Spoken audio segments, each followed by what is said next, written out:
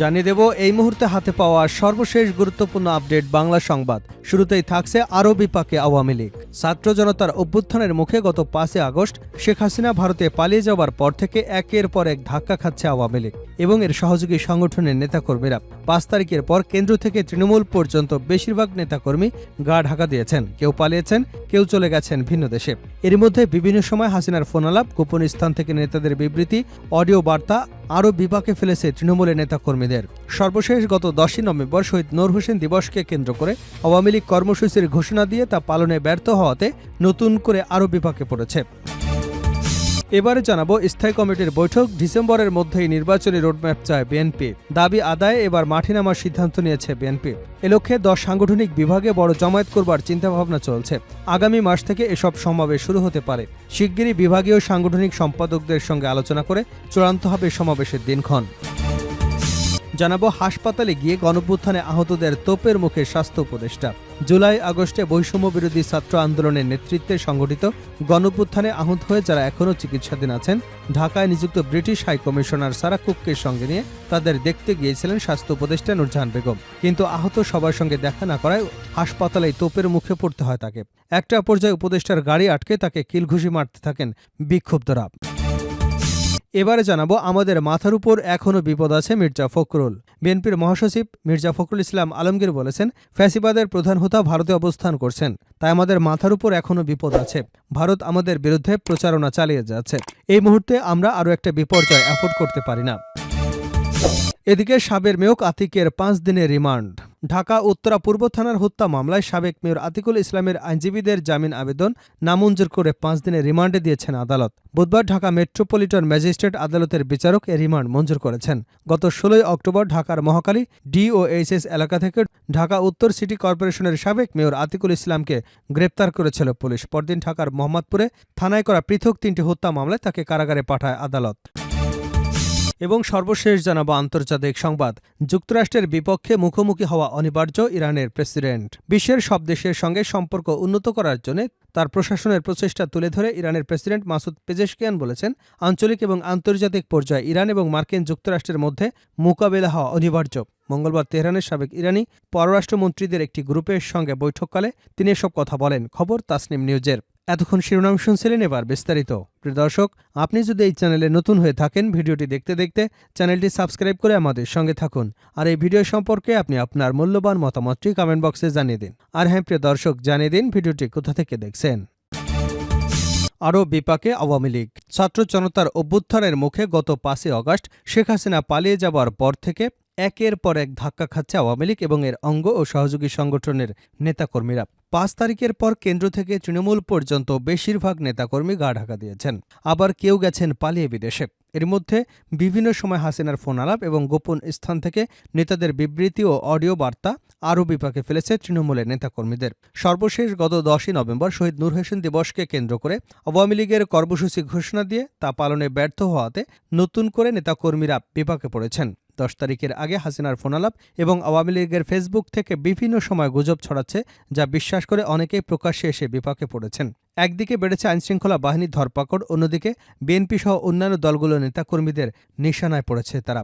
সম্প্রতি প্রকাশিত একটি অডিও কল রেকর্ডে শোনা যায় আওয়ামী সভাপতি শেখ হাসিনা এক কর্মীকে কিছু নির্দেশনা দিচ্ছেন। সেখানে 10 নভেম্বর নূর হোসেন দিবসে আওয়ামী লীগের নেতাকর্মীদের মাঠে নামার নির্দেশনা দেওয়া হয়। শহীদ নূর হোসেনের পাশাপাশি মার্কিন প্রেসিডেন্ট ডোনাল্ড ট্রাম্পের ছবিও সঙ্গে নিয়ে নামতে বলা হয়। শেখ হাসিনা জানান, ট্রাম্পের ছবি নিয়ে মিছিলে বাধা দিলে সেই ছবি যেন ভালো করে ছবি তুলে রাখা হয়। তিনি সেই ছবি ট্রাম্পের কাছে পাঠাবেন, কারণ তার ট্রাম্পের সঙ্গে লিঙ্ক রয়েছে। জানা গেছে 10 নভেম্বর আওয়ামী লীগের কর্মসূচি ঘোষণার পর থেকে বিএনপি নেতাকর্মীরা বিভিন্ন এলাকায় মোটরসাইকেল যোগে মহড়া দিয়েছে। এমনকি সাধারণ মানুষও আওয়ামী লীগ নেতাকর্মীদের খুঁজে বেড়াচ্ছে। এতে তীব্র আতঙ্ক কাজ করেছে আওয়ামী লীগের স্থানীয় পর্যায়ে নেতাকর্মীদের মাঝে। 10 নভেম্বর থেকে রাজধানী প্রায় প্রতিটি থানা এলাকায় এবং ওয়ার্ড আওয়ামী লীগ প্রায় শূন্য হয়ে গেছে। নতুন করে নেতাকর্মীরা কেউ আশ্রয় নিয়েছেন আত্মীয় স্বজনের বাসায়, কেউ গা ঢাকা দিয়েছেন অন্য কোথাও।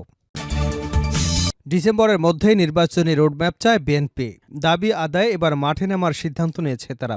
এ লক্ষ্যে 10 সাংগঠনিক বিভাগে বড় সমাবেশ করবার চিন্তাভাবনা চলছে। আগামী মাস থেকে এসব সমাবেশ শুরু হতে পারে। শিগগিরই বিভাগীয় সাংগঠনিক সম্পাদকদের সঙ্গে আলোচনায় চূড়ান্ত হবে সমাবেশে নিয়ে দিনক্ষণ। একই ইস্যুতে সমমনা দলগুলোকেও মাঠে নামার পরিকল্পনা রয়েছে বিএনপির হাইকমান্ডের। তবে কোনোভাবেই সেই আন্দোলনে চরম পর্যায়ে নেবার চিন্তা নেই। আপাতত নিয়মতান্ত্রিকভাবেই আন্দোলনের মাধ্যমে অন্তর্বর্তী সরকারের উপর চাপ সৃষ্টি করবার কৌশল নিয়েছে দলটির শীর্ষ নেতারা। বিএনপি মনে করছে বিদ্যমান পরিস্থিতিতে ফ্যাসিবাদী ষড়যন্ত্র মোকাবেলা এবং নির্বাচনী রোডম্যাপ ঘোষণা দুই ইস্যুতে মাঠের কর্মসূচি অব্যাহত রাখতে হবে। গত সোমবার রাতে অনুষ্ঠিত দলের সর্বোচ্চ নীতি নির্ধারণী ফোরাম স্থায়ী কমিটির বৈঠকে এসব আলোচনা হয়েছে বলে জানা গেছে। বৈঠক সূত্র জানায়, ক্ষমতাচ্যুত আওয়ামী লীগের ষড়যন্ত্র প্রতিহত করতে নির্বাচনের বিকল্প নেই। এই অনুধাবন থেকেই দীর্ঘদিন ধরে বিএনপির পক্ষ থেকে নির্বাচনের রোডম্যাপ ঘোষণার দাবি জানানো হয়েছে। তবে অন্তর্বর্তী সরকারের মেয়াদের ৩ মাসেও রোডম্যাপের বিষয়টি স্পষ্ট না করার সামনে ডিসেম্বরের মধ্যেই রোডম্যাপ ঘোষণার আহ্বান জানিয়েছে বিএনপি নেতারা। এ সময়ের মধ্যে দাবি পূরণ না হলে নতুন বছরের মার্চ-এপ্রিলের মধ্যে ত্রয়োদশ সংসদ নির্বাচনের দাবিতে রাজপথে সোচ্চার হবে দলটি। সূত্র জানায়, সেই আন্দোলনের আগে মতৈক্য তৈরি করবার পরিকল্পনা রয়েছে সমমনা দলগুলোর সঙ্গে। এর অংশ হিসেবে দীর্ঘদিনের মিত্র জামায়াতে ইসলামীর সঙ্গেও মনস্তাত্ত্বিক দূরত্ব কমিয়ে আনবার সিদ্ধান্ত হয়েছে। জানা গেছে, বৈঠকে দলের কেউ কেউ বিএনপি জামায়াতের সম্পর্ক নিয়ে অভিমত তুলে ধরেন। তারা বলেন, জামায়াতের সঙ্গে বিএনপি বরাবরই কোনো দ্বন্দ্ব ছিল না। ফ্যাসিবাদী আওয়ামী সরকারের পতনে তারা একসঙ্গে আন্দোলন করেছে। ২০২২ সালে ১০ই ডিসেম্বর ঢাকা বিভাগীয় গণসমাবেশের আগের দিন এক আনুষ্ঠানিক সভায় শরিকদের ডেকে তৎকালীন ২০ দলীয় জোট ভেঙে দেয় দলটি। জোট ভেঙে দেওয়ার পরও জামায়াতের সঙ্গে বিএনপির যোগাযোগ ছিল। ১০ দফা দাবিতে ওই বছরের ৩১শে ডিসেম্বর থেকে বিএনপির নেতৃত্বে যুগপৎ আন্দোলন শুরু হয়। শুরুতে জামায়াত দুটি কর্মসূচি যুগপৎভাবে পালন করলেও পরবর্তীতে দলটি নিজস্ব কর্মসূচি নিয়ে আওয়ামী সরকার বিরোধী আন্দোলনে রাজপথে সক্রিয় ছিল। ৫ই আগস্টের পর পরিবর্তিত পরিস্থিতিতে প্রশাসন, মাঠ প্রশাসন সহ বিভিন্ন প্রতিষ্ঠানের গুরুত্বপূর্ণ পদগুলোতে পদোন্নয়ন নিয়ে বিভিন্ন পর্যায়ে নানা আলোচনা হচ্ছে। এ বিষয়ে দল দুটির মধ্যে এক ধরনের মতপার্থক্য তৈরি হচ্ছে বলে অনেকেই মনে করছেন। এক্ষেত্রে বিএনপিকে জামায়াত প্রতিদ্বন্দ্বী ভাবছে কিনা সেই প্রশ্ন সামনে আসছে। এমন প্রেক্ষাপটে জামায়াতের সঙ্গে যাতে কোনো দূরত্ব তৈরি না হয় সেদিকে খেয়াল রাখা উচিত বলে বৈঠকে অভিমত দেন বিএনপির কয়েক নেতা। তারা বলেন, বিশেষ করে নির্বাচন এবং জাতীয় ঐক্যমতের প্রশ্নে যাতে কোনো মনোমালিন্য কিংবা দূরত্ব তৈরি না হয় সেদিকে মনোযোগ দেওয়া দরকার। এর জন্য জামায়াতের সঙ্গে আনুষ্ঠানিক কিংবা অনানুষ্ঠানিক যোগাযোগ অব্যাহত রাখার তাগিদ দেন তারা। হাসপাতালে গিয়ে গণঅভ্যুত্থানে আহতদের তোপের মুখে স্বাস্থ্য উপদেষ্টা। জুলাই আগস্টে বৈষম্য বিরোধী ছাত্র আন্দোলনের নেতৃত্বে সংগঠিত গণঅভ্যুত্থানে আহত হয়ে যারা এখনও চিকিৎসা নিচ্ছেন, ঢাকায় নিযুক্ত ব্রিটিশ হাইকমিশনার সারা কুকের সঙ্গে তাদের দেখা করতে গিয়েছিলেন স্বাস্থ্য উপদেষ্টা নূরজাহান বেগম। কিন্তু আহত সবার সঙ্গে দেখা না করায় হাসপাতালেই তোপের মুখে পড়তে হয়েছে তাকে। একটা পর্যায়ে উপদেষ্টার গাড়ি আটকে তাকে কিলঘুষি মারেন বিক্ষুব্ধরা। বুধবার দুপুর ১:১টার দিকে রাজধানীর শেরেবাংলা নগরে জাতীয় অর্থোপেডিক হাসপাতাল এবং পুনর্বাসন প্রতিষ্ঠানের জরুরি বিভাগের সামনে ঘটে ঘটনা। জানা যায়, সকালে ব্রিটিশ হাইকমিশনার সারা কুক সহ নিটোরে আহতদের দেখতে যান স্বাস্থ্য উপদেষ্টা নূরজাহান বেগম। তারা হাসপাতালের ৪র্থ তলার পুরুষ ওয়ার্ডে প্রায় ১ ঘণ্টারও বেশি সময় ঘুরে ঘুরে দেখেন এবং চলে যাওয়ার জন্য রওনা হন। কিন্তু ৩ তলার ওয়ার্ডের চিকিৎসাধীন আহতরা ক্ষোভ প্রকাশ করেন তাদের সঙ্গে দেখা না করায়। এছাড়া রোগীদের পরিদর্শনের সময় উপদেষ্টার প্রটোকলে থাকা এক দায়িত্বরত ব্যক্তির বিরুদ্ধে রোগীকে ধাক্কা দেওয়ারও অভিযোগ ওঠে। এ সময় জুলাই আগস্ট স্মৃতি ফাউন্ডেশন থেকে অর্থ না পাওয়ারও অভিযোগ তোলেন অনেকে। সব মিলিয়ে ব্যাপক তোপের মুখে দ্রুত হাসপাতাল ছাড়ার চেষ্টা করেন উপদেষ্টা ও ব্রিটিশ হাইকমিশনার। তবে বিক্ষুব্ধরা তাদের গাড়ি ঘিরে ধরেন। দেখা যায়, কেউ একজন গাড়ির সামনে বসে পড়েন, একজন গাড়ির উপরে উঠে পড়েন। এ সময় তারা গাড়িতে কিল ঘুষিয়ে মারতে থাকেন। নেমে আসতে বলেন গাড়ির চালককে। পরে নিরুপায় হয়ে স্বাস্থ্য উপদেষ্টা এবং ব্রিটিশ রাষ্ট্রদূত অন্য একটি গাড়িতে করে সেখান থেকে বেরিয়ে যান। পরে বিক্ষুব্ধ স্বাস্থ্য মন্ত্রণালয়ের ওই গাড়ি এবং প্রটোকলে থাকা পুলিশের একটি গাড়ি আটকে দেন। রাস্তায় অবস্থান নেন তারা। এদিকে নিটোরের গেট বন্ধ করে বিক্ষোভকারীদের রাস্তায় অবস্থান নেওয়ায় যানজট দেখা দেয়। এ সময় মোহাম্মদ হাসান নামে এক আহত শিক্ষার্থী জানান, আমাদের একটা ওয়ার্ডে ৪৮ জন মানুষ আছেন, কিন্তু তারা তাদের পছন্দের বেশি ৫ জন সাংবাদিক নিয়ে এসেছেন এবং আমাদের দেশীয় কোনো সাংবাদিককে সেখানে ঢুকতে দেওয়া হয়নি। তারা ২-১ জনের সঙ্গে কথা বলে চলে গেছেন, কিন্তু আমাদের সঙ্গে কোনো কথা বলেনি। আমরা কথা বলতে গেলেও আমাদের বাধা দেওয়া হয়েছে। আমাদের সামান্য ট্রিটমেন্ট দিয়ে ৩ মাসে বসিয়ে রাখা হয়েছে। আমার পায়ে ৯টি অপারেশন হয়েছে, এরপরও এখন পর্যন্ত সুস্থ হতে পারিনি। আমাদের মাথার উপর এখনও বিপদ আছে, মির্জা ফখরুল। বিএনপির মহাসচিব মির্জা ফখরুল ইসলাম আলমগীর বলেছেন, ফ্যাসিবাদের প্রধান হোতা ভারতে অবস্থান করছে, তাই আমাদের মাথার উপর এখনও বিপদ আছে। ভারত আমাদের বিরুদ্ধে প্রচারণা চালিয়ে যাচ্ছে। এই মুহূর্তে আমরা আরও একটা বিপর্যয় অ্যাফোর্ড করতে পারি না। বুধবার সকালে তার নিজ জেলা ঠাকুরগাঁয়ের কালীবাড়ির বাসভবনে সাংবাদিকদের এসব কথা বলেন বিএনপি মহাসচিব। এর আগে তিনি জেলা বিএনপির কার্যালয়ে নতুন ভবনের নির্মাণে ভিত্তিপ্রস্তর উদ্বোধন করেন। ফখরুল বলেন, এ জাতিকে রক্ষা করতে এখন জাতীয় ঐক্যের প্রয়োজন। ফ্যাসিবাদে আওয়ামী লীগ সব বিভক্ত করে ফেলেছে।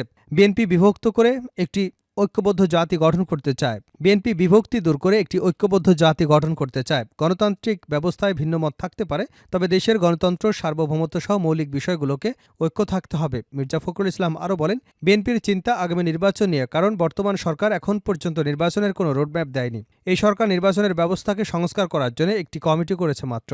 সেই কমিটি বিএনপির কাছে মতামত চেয়েছে। বিএনপি খুব শীঘ্রই মতামত দেবে। বাংলাদেশের বর্তমান প্রেক্ষিতে সব কাজে জরুরি প্রয়োজন গ্রহণযোগ্য সুষ্ঠু নির্বাচন। বিএনপির মহাসচিব বলেন, বাংলাদেশের যে অর্জন তা কিছু ব্যক্তি নস্যাৎ করবার চেষ্টা করছে। আমরা এই মুহূর্তে আরও একটি বিপর্যয় মোকাবেলা করতে পারি না। ফ্যাসিবাদের প্রধান হোতা শেখ হাসিনা ভারতে অবস্থান করছেন। ভারত আমাদের বাংলাদেশের বিরুদ্ধে বিভিন্ন অপপ্রচার চালিয়ে যাচ্ছে। তাই সকলকে সতর্ক থাকতে হবে, না হলে জাতি হিসেবে পরবর্তীতে বড় ধরনের বিপদের সম্মুখীন হতে হবে। সারা দেশে বিএনপি নেতাকর্মীদের নির্দেশনা দেওয়া আছে, তারা কখনোই প্রশাসন বা অন্য কোনো কাউকে চাপ সৃষ্টি করবে না। তিনি বলেন, উপদেষ্টা নিয়োগের বিষয়ে রাজনৈতিক দলগুলোর পরামর্শ নেওয়ার প্রচলন নেই। নিয়োগের বিষয়টি সম্পূর্ণ প্রধান উপদেষ্টার। তার কাজের সুবিধার্থে যাকে প্রয়োজন মনে করবেন তাকেই নেবেন, তবে উপদেষ্টা যেন বিতর্কিত না হয় সে বিষয়ে সরকারের সতর্ক ভূমিকা রাখা উচিত।